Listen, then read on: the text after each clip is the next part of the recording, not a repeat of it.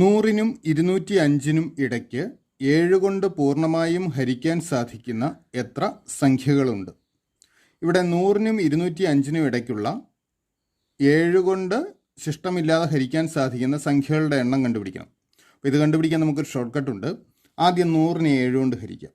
100നെ 7 കൊണ്ട് ഹരിക്കുമ്പോൾ 10ൽ 7 ഒരു തവണ, 7 കുറയ്ക്കുമ്പോൾ 3 കിട്ടും, 30. 30ൽ 4, 4 7 28, ശിഷ്ടൻ 2.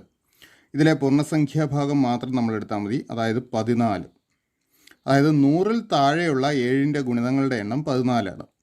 ഇതുപോലെ നമുക്ക് 205ൽ താഴെയുള്ള 7ൻ്റെ ഗുണിതങ്ങളുടെ എണ്ണം കാണുക. അതിനായിട്ട് 205നെ 7 കൊണ്ട് ഹരിക്കുക.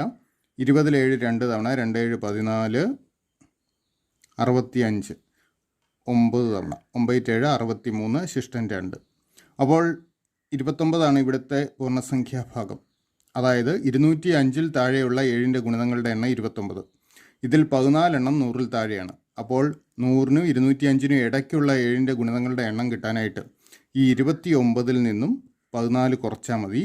29ൽ നിന്നും 14 കുറച്ചാൽ 15 കിട്ടും. അപ്പോൾ നമുക്ക് വേണ്ട ഉത്തരം 15. ശരി ഉത്തരം ഓപ്ഷൻ എ 15.